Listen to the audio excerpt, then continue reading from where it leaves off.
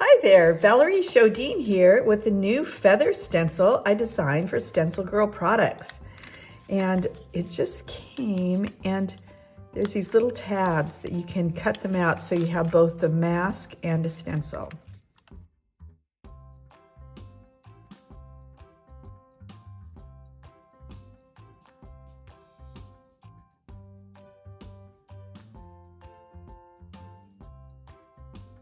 Okay, there. Now I'll show you a few things you can do with it. On this page, I use both the stencil and the masks, and it's really easy. First, I start, and you can see I've already been working a bit, but I use my spray bottle. I've activated my watercolors just with a spritz of water and put some of the color out on my palette here with a cosmetic sponge. And now I'm just going to go in with these sponges and just do a light tapping. The sponges aren't real wet, they're just damp with some of the color. So I think I'm using here the cobalt teal and then some yellow iron oxide, or it might even be quinacridone gold. I don't know, it's just one of those. It doesn't really matter, but it gives a nice kind of variegated look here.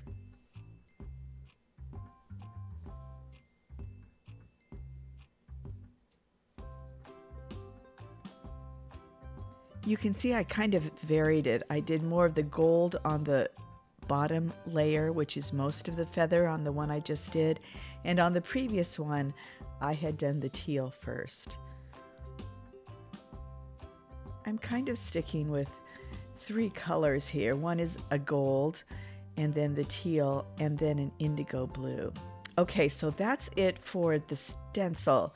Now I replace my stencil and put the mask that I cut out of the stencil back in. And now I'm going to go in, light spritz to reactivate the watercolor on my sponge, and add a little more here from my palette.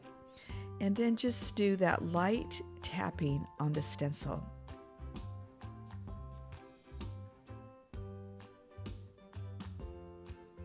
See how easy? I really like this look and this feature of the stencil. So I'm just going to go ahead and do that with all three and use the indigo paint.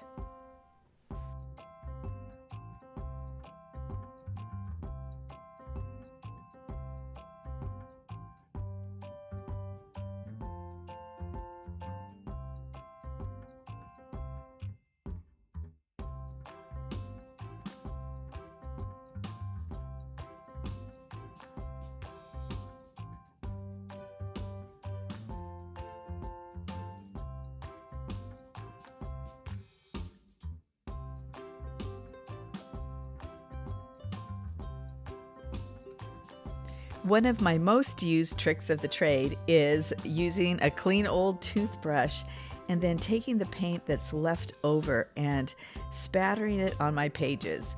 Oftentimes I get smudges and things on my pages that I wish weren't there, but the spattering really does cover up a lot, and the color tends to bring the page together. This page technique is super easy with paint sprays and the feather masks. So what I do is I just put on the masks anywhere I want to on the page. And then once they're set up, I just spray them. I'm using three colors again, just that I had on hand in the studio. You can use ink sprays, alcohol sprays. I'm just mixing some water with a little bit of paint and putting them in a little spray bottle, and then I spritz it from here. This is green gold that I'm using here. And then I'm going in with some quinacridone gold and then some ultramarine blue. I just chose those because I have those already in my studio, and it kind of goes along with my color scheme here. So I do need to let this dry. And then once it's dry, just lift off the little feather masks and voila, there's the page. I'm going to reuse these feather masks soon, so I want to get all the paint off, and I'm blotting them on a piece of deli paper here, and this can be the base for another painted paper, and I'll just add some paint to it. and blot these off here, and you'll see they kind of make their pattern there as well. So it's the start of something else. Here's a painted paper that would make a great background, or I could cut it up for something. How I made it was I took one of these feather masks, and you can see I'm spritzing my watercolor and my sponge, and I'm using the cobalt teal here as I've done on a paper that was a blotting paper. And I'm just lightly sponging this same mask over and over again so that it's kind of touching and kind of just hanging out there. So it's super easy, it's fun, and it uses up my leftovers.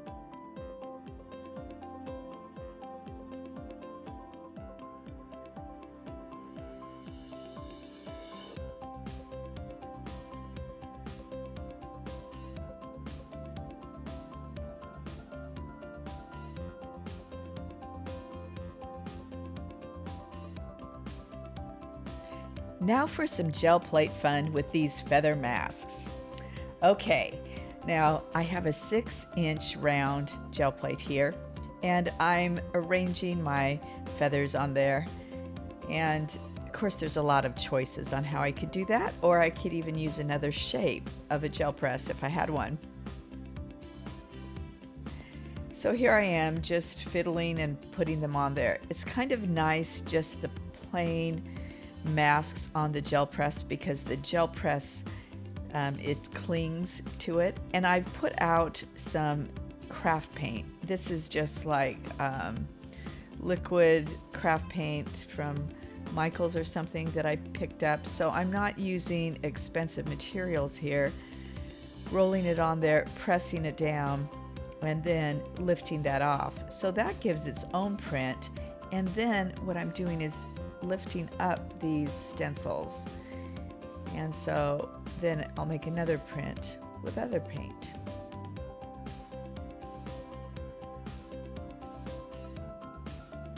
Okay, I waited for the paint to dry on the gel press, and now I'd like to put some metallic, and this metallic, I don't know, it doesn't work that great, I have to say. So what I decided to do here, because it kind of smears across the gel press, is I'm putting some folk art cream colored craft paint on top, and I'm just going to mix that in, and I think it will work fine.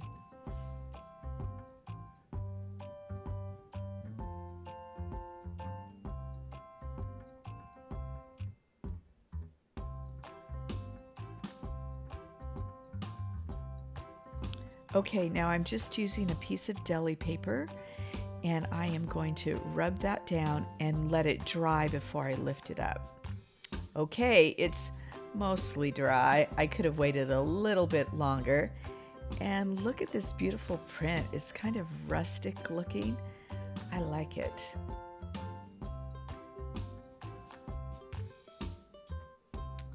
Okay, well, that about concludes my tutorial. Of course, the gel plate is addicting, so here's a few more that I did once I got done with that.